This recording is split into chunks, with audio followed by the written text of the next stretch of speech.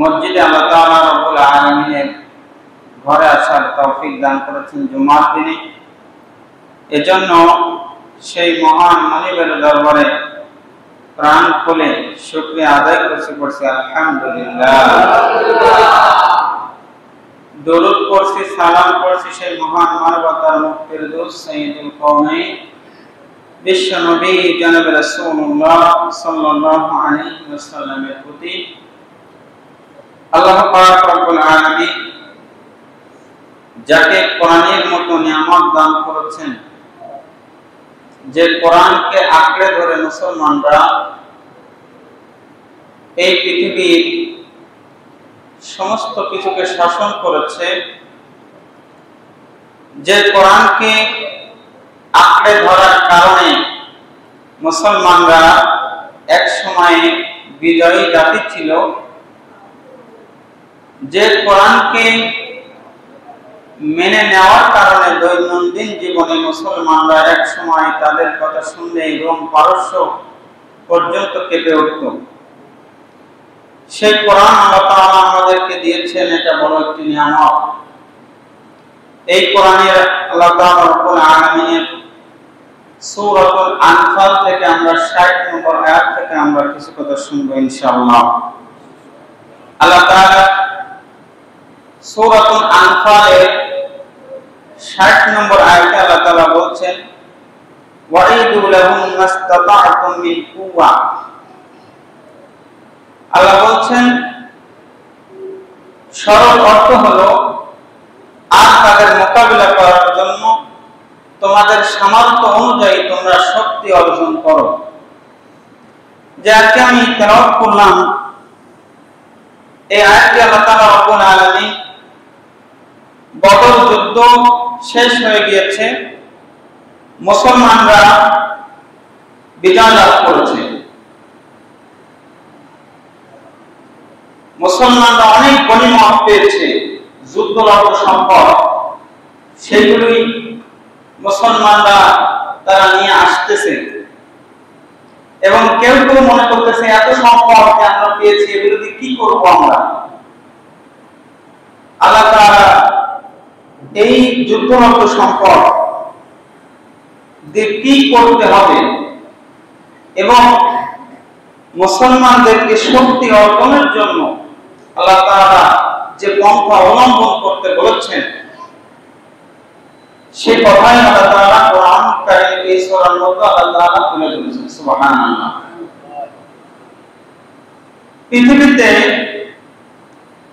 মুসলমানরা এখন সবথেকে নির্যাতিত, নিষ্পেষিত, তার একমাত্র কারণ হলো মুসলমানরা এই কোরআনকে ভুলে গিয়েছে, তারা এর পাঠকে ভুলে গিয়েছে, তারা তাদের জীবনে এই কোরআনকে তারা এখন আর মানে না। আল্লাহ তাআলা রব্বুল আলামিন বদর যুদ্ধ যখন ইসলামের সবচেয়ে রক্তক্ষয়ী একটা সংঘর্ষ মুসলমানদের সাথে কাফিরদের সাথে তৈরি হয়েছে, আল্লাহ তাআলা তাদেরকে মুসলমানদেরকে বিজিত করেছেন। এখন আল্লাহ তাআলা রব্বুল আলামিনের কোরআন আমাদের মাঝে আছে না নাই? মুসলমানরা যে কোরআনকে আঁকড়ে ধরে বাঁচবে সেই জায়গা থেকে মুসলমানরা সরে এসেছে। এজন্য গোটা পৃথিবীর আমাদের উপরে, মুসলমানদের উপরে অকুত্থ নির্যাতন করতেছে। আপনারা জানেন যে আমরা এমন একটা সময়ে আমরা এখন উপনীত হয়েছি, যে সময়ে যে কোনো সময় যে কোনো অবস্থায় যদি একটা পরমাণু বোমা কোন দেশ যদি তারা ছুড়ে দেয়, গোটা পৃথিবী ধ্বংস হয়ে যাবে। এই অবস্থায় আমরা এখন অবস্থান করতেছি। ইরান এবং ইসরায়েলের যে যুদ্ধ চলতেছে এখন, ইরান এবং ইসরায়েলের যে যুদ্ধ চলতেছে, এই যুদ্ধের দুই দেশের কাছেই পারমাণবিক অস্ত্র আছে। পারমাণবিক অস্ত্র মানে নিউক্লিয়ার অ্যাটম বম। আপনারা জানেন যে জাপানে হিরোশিমা নাগাসাকিতে অ্যাটম বম ফেলা হয়েছিল। সেই জায়গার অবস্থা এখন পর্যন্ত এই জায়গায় কোনো গাছপালা হয় না।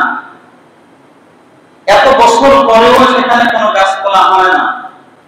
পুরো জাপান বিধ্বস্ত হয়ে গিয়েছিল। এই যে পারমাণবিক বোমা, এটা ইরানের কাছে আসে 409 কেজি ইউরেনিয়াম মজুদ আছে, যাতে মিনিমাম 10টা পারমাণবিক বোমা তারা তৈরি করতে পারবে। একটা পারমাণবিক বোমা যদি কোনো দেশের উপর ফেলা হয়, তাহলে ওই দেশ সহ আশেপাশে সব দেশ শেষ হয়ে যাবে। এবং পৃথিবীতে কিয়ামতের আগে বড় একটা যুদ্ধ হবে, যেখানে প্রতি 100 জনে 99 জন মারা যাবে, মারামারি হবে, বড় যুদ্ধ। এত মানুষ যে মারা যাবে, এই যে 700-800 কোটি মানুষ যে মারা যাবে, এত মানুষ যে মারা যাবে, এর মারা যাওয়ার অন্যতম কারণ হলো নিউক্লিয়ার বম, যেটা বাতাসের সাথে মিশে মানুষকে এর তেজস্ক্রিয়তা পুড়িয়ে দেয়। একটা নিউক্লিয়ার বোম যদি বাংলাদেশে ফেলা হয়, তা পুরো বাংলাদেশ তছনছ হয়ে যাবে। তবে এই অবস্থার ভিতরে আমরা এখন অবস্থান করতেছি, যেখানে ইসরায়েলের যে সমস্ত দুষ্কৃতিকারীরা, এই যে নেতানিয়াহু বলতেছে যে প্রথমে তারা ইরানকে ধরেছে, এর পরবর্তী টার্গেট তুরস্ক, তার পরবর্তী টার্গেট পাকিস্তান। আচ্ছা, পাকিস্তানের পাশে কোন দেশ? পাকিস্তানের পাশে হলাম আমরা। আমাদেরকে তারা গুনেই না, কারণ আমাদের না আছে কোনো মিসাইল, না আছে কোনো অ্যাটম বোমা, না আছে জেট ফাইটার, আমাদের কিছুই নাই। আমাদের একটা জিনিস আছে, সেটা হলো 71-এর চেতনা। বিগত 50 বছরে আমরা এই চেতনা বিক্রি করে খেয়েছি। কিছু হইলে 71-এর চেতনা। বিগত 50 বছরে যে টাকা আমরা পাচার করেছি, যে টাকা দিয়ে বাপের মানুষকে খাওয়িয়েছি, বাপের পূজা করেছি, এই টাকাতে অন্তত 10টা অ্যাটম বোম তৈরি করা যাবে। কিন্তু এই জায়গায় আমরা নাই। ইসরায়েল এবং ইরানের যে যুদ্ধ চলতেছে, এটার জন্য আল্লাহ বলেছেন ওয়াইদুলাকুম মাসতাতা'তুম মিন কুওয়া, তোমাদের সামর্থ্য অনুযায়ী শক্তি অর্জন করো। এটা কে বলছেন? আল্লাহ বলছেন যে তোমাদের সামর্থ্য অনুযায়ী শক্তি অর্জন করো। যেখানে বদরের যুদ্ধে মুসলমানরা এত গনিমত পেয়েছে, তারা ভাবতেছে যে কি করবে, এই গনিমত দিয়ে, এই সম্পদ দিয়ে তারা কি করবে, এটা তারা ভাবতেছে। আল্লাহ তাআলা তখন এই আয়াত নাযিল করলেন যে সম্পদ তোমরা পেয়েছো, এটাকে কাজে লাগাও আর নিজেদেরকে তোমরা শক্তি অর্জন করো। কারণ এই যুদ্ধ নয়, এরপরে তোমাদেরকে আরো যুদ্ধের সম্মুখীন হতে হবে।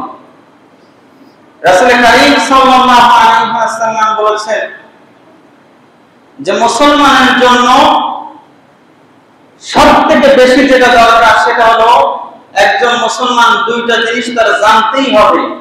একটা হলো ঘোড়সওয়ার করা, অর্থাৎ ঘোড়া দৌড়, আর একটা হলো তীরন্দাজ, অর্থাৎ তীর নিক্ষেপ করা।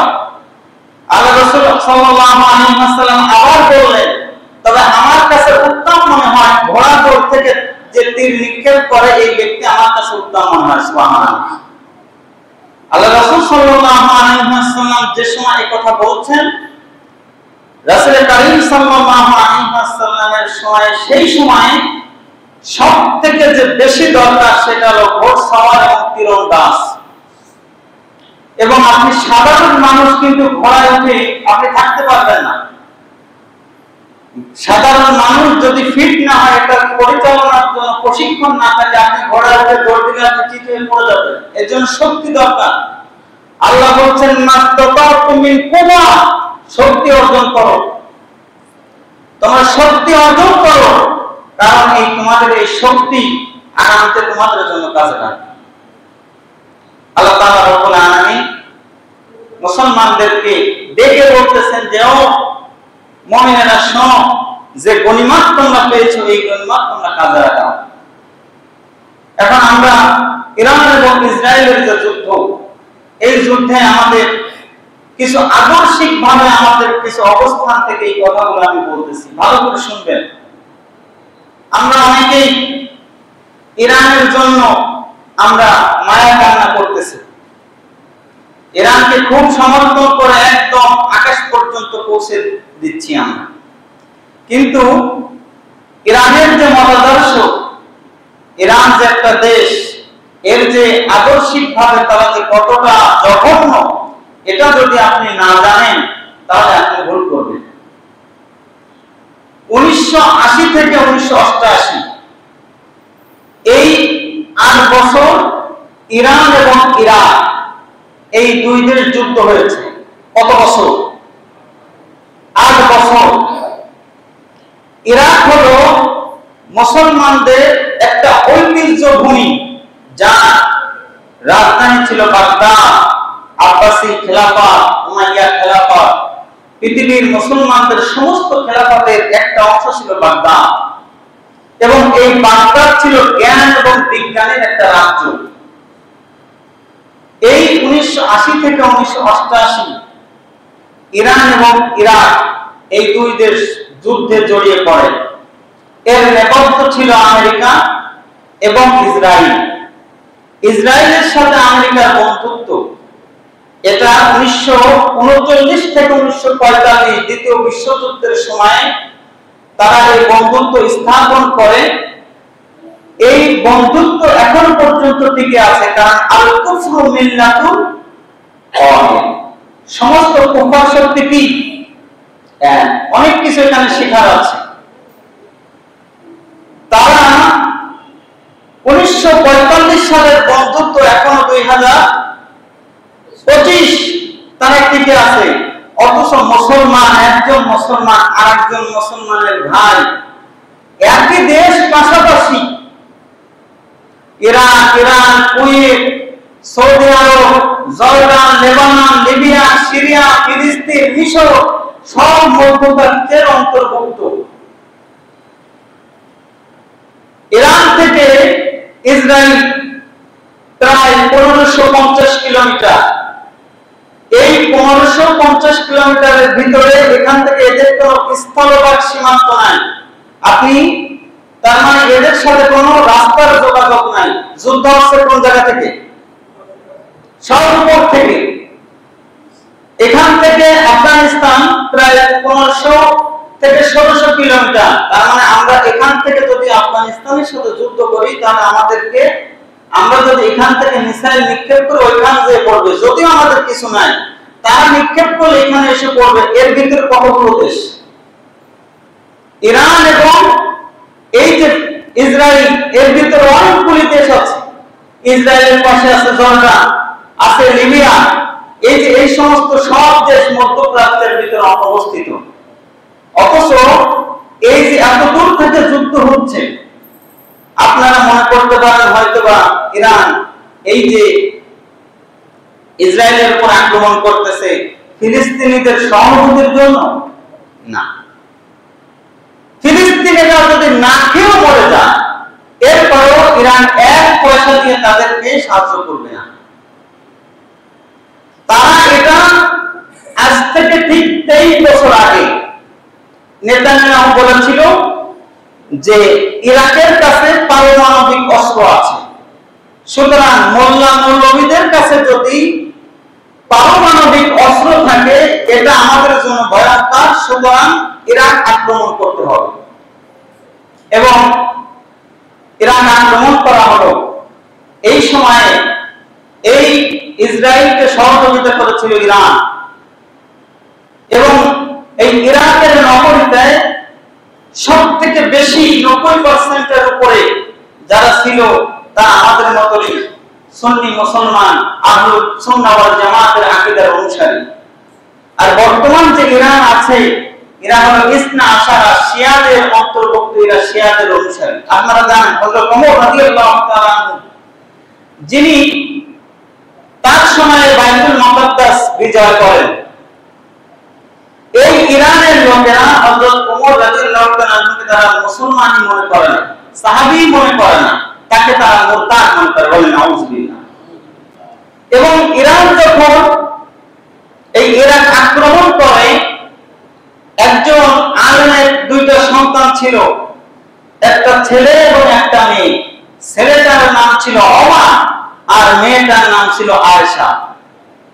রাসূল কারীম সাল্লাল্লাহু আলাইহি ওয়াসাল্লামের স্ত্রী হযরত আয়েশা রাদিয়াল্লাহু তাআলা, এই দুইটা নাম তারা এত ঘৃণা করে, এই আলেমের সামনে ওভেনের উপরে তার সন্তানদেরকে তারা রেখে তাদেরকে ভাজি করে। এত পরিমাণ ঘৃণা করে সাহাবা রাদিয়াল্লাহু তাআলা। এই যে পুরো পৃথিবীটা এমন একটা সময় আমরা অবস্থান করতেছি, যখন মুসলমানদের তোমরা এখন যদি শক্তি অর্জন না করো তাহলে আগামীতে তোমরা টিকতে পারবে না। 1960 সালে লিবিয়া, জর্ডান, এরপরে ইরাক, এই সমস্ত সব দেশ এক হয়ে ইসরায়েলের বিরুদ্ধে যুদ্ধ চালায়। 7 দিনের যুদ্ধে ইসরায়েল বিজয়ী হয়। এই যুদ্ধে যখন ইসরায়েল বিজয়ী হয়, মধ্যপ্রাচ্যের যতগুলি দেশ আছে তারা বুঝতে পারে যে ইসরায়েল এখন এই মধ্যপ্রাচ্যের একটা নাম করা, এবং এই ইসরায়েলের সাথে আমাদেরকে লড়া যাবে না।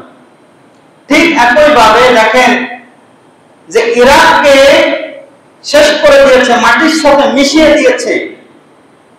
এখানে আমেরিকা প্রত্যক্ষ পরোক্ষভাবে জড়িত থেকে সাদ্দাম হোসেনকে 2006 সালে কুরবানির ঈদের দিন তারা ফাঁসি দিয়েছে।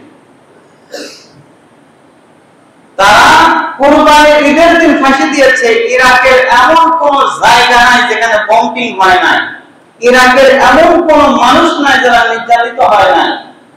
তো এই যে এত মানুষ তারা মেরেছে, এরপরও মুসলমানরা বারবার মার খেয়েছে, কাফেরদের চাল তারা বুঝতে পারে না।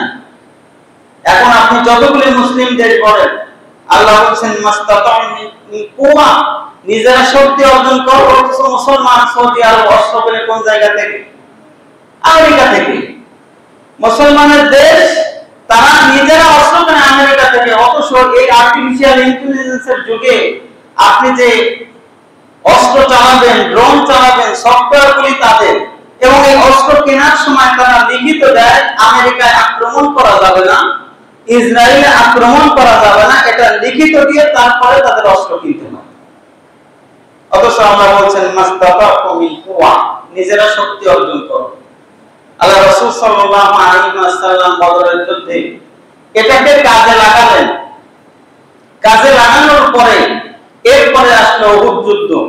আল্লাহ রাসূল সাল্লাল্লাহু আলাইহি ওয়াসাল্লাম উহুদের যুদ্ধে তিনি সাময়িকভাবে তিনি বিচলিত হয়ে পড়লেন, তার রমজান মোবারক শহীদ হলো। এরপরও মুসলমানরা আবার ঘুরে দাঁড়ালেন, মুসলমানরা বিজয় লাভ করলো। সাময়িকভাবে মুসলমানরা পরাজয় বরণ করেছিল, কিন্তু ঐতিহাসিকগণ বলেন যে শেষ পর্যায়ে মুসলমানরা ঘুরে দাঁড়িয়েছিল এবং কাফেররা হটিয়েছিল। এরপরে মুসলমানরা উহুদ যুদ্ধ শেষ হলো।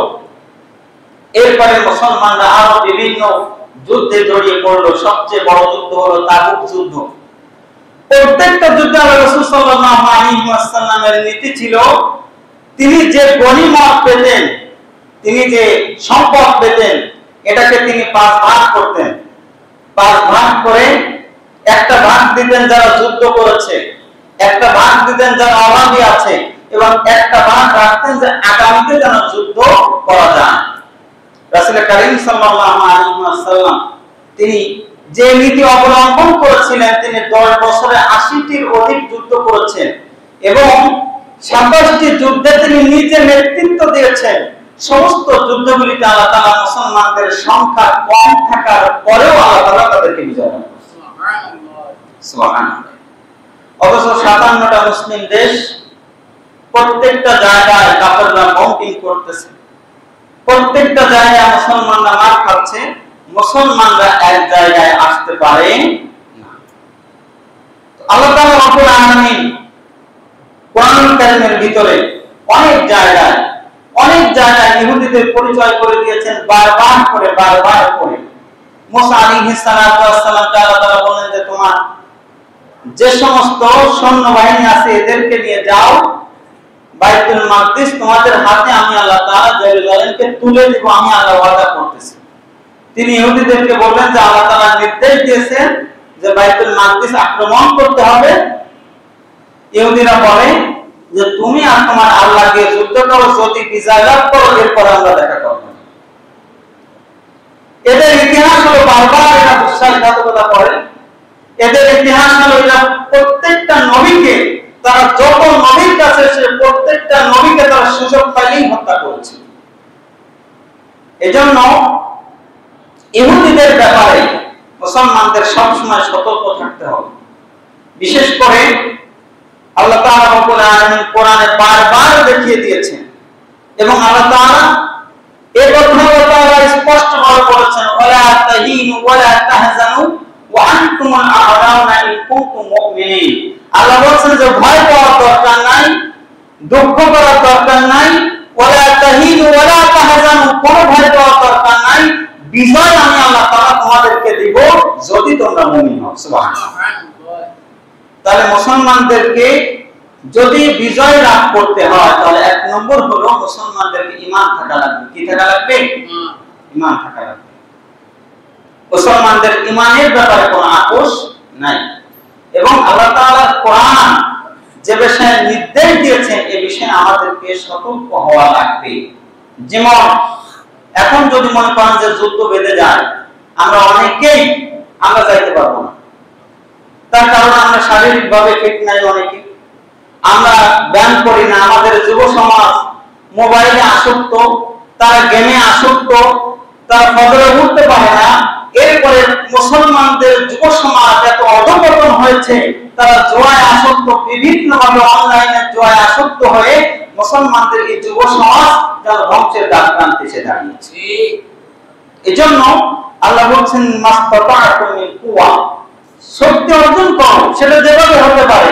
আমার অর্থ আছে, আমি অর্থ দিয়ে সাহায্য করব। আমার শক্তি আছে, আমি শক্তি দিয়ে সাহায্য করব।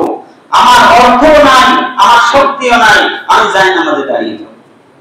আল্লাহ তাআলা আমাদেরকে তৌফিক দান করুন যেন আমরা এটা বুঝতে পারি যে আল্লাহ তাআলা রব্বুল আলামিন যেটা কোরআন আমাদেরকে একমাত্র গাইডলাইন।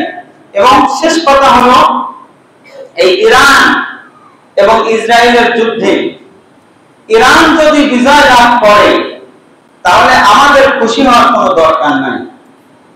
তার কারণ হলো ইরান যদি বিজয় লাভ করে তাহলে আদর্শিকভাবে সমস্ত মুসলিম বিশ্বের উপরে তারা যে আদর্শ লালন করে এটাকে চাপিয়ে দেওয়ার জন্য তারা চেষ্টা করবে।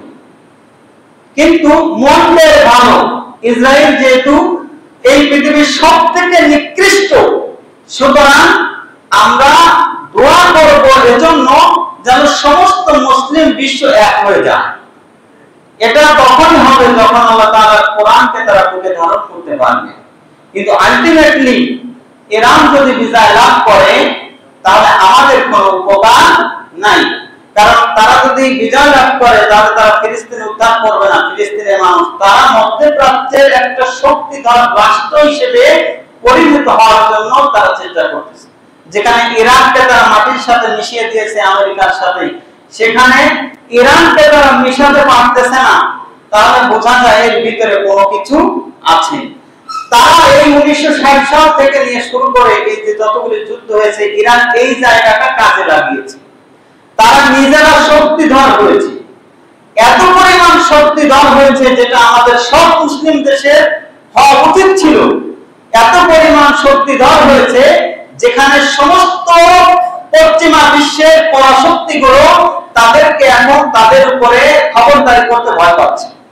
তার একমাত্র কারণ হলো তাদের কাছে পারমাণবিক অস্ত্র আছে। ইরানের পরে তারা দ্বিতীয় দেশকে যারা ভয় পায় সেটা হলো পাকিস্তান। এই পাকিস্তানকে জন্য ভয় পায় কারণ তাদের কাছে পারমাণবিক অস্ত্র আছে। একটা যদি মারে তাহলে বুঝবেন যে গোটা পৃথিবীর অর্ধেক শেষ। যে দেশে মারবে ও দেশ তো নাই। এজন্য আজ থেকে 23 বছর আগে নেতানিয়াহু যে কথা বলেছিল যে মুসলমানদের কাছে যদি পারমাণবিক অস্ত্র থাকে তাহলে আমরা বিপদে পড়ে যাব। এজন্য ইরাককে শেষ করে দাও, লিবিয়াকে শেষ করে দাও, জর্ডানকে শেষ করে দাও, এরপরে ইরানকে শেষ করে দাও। ইরানকে যদি শেষ করতে পারে এরপর তুরস্ক বা পাকিস্তান, আর আমরা কোনো গুনার মধ্যে নেই। তো এজন্য আল্লাহ তাআলা আমাদেরকে বোঝার তৌফিক দান করুন, যেন আল্লাহ তাআলা আমাদেরকে মুসলমানদেরকে যেন শক্তি অর্জনে আল্লাহ তাআলা তৌফিক দান করেন। কারণ আগামীর বিশ্ব এটা যে কোথায় যাচ্ছে, এটা আমি এখন কথা বলছি, হতে পারে আগামীকালকে আমাদের দেশের উপরে একটা পারমাণবিক বোমা পড়লো, আগামী সময় আর এই বাংলাদেশে আর কেউ নেই। আমরা সেই জায়গায় অবস্থান, আপনি বিশ্বাস করেন বা না করেন, আপনি বিশ্বাস করেন বা না করেন যেটা সম্ভব, এটাই সম্ভব। পৃথিবীতে বড় মহামারীর দিকে পৃথিবী এগোচ্ছে, যেখানে পারমাণবিক অস্ত্রগুলো এটা তারা তৈরি করে রেখেছে শুধুমাত্র ছোড়াবার, ছড়লেই বুঝবেন যে পৃথিবী শেষ। আল্লাহ তাআলা আমাদেরকে এই সমস্ত কাজ থেকে, এই সমস্ত জায়গা থেকে আল্লাহ তাআলা আমাদের সকলকে যেন হেফাজত করেন এবং আমাদের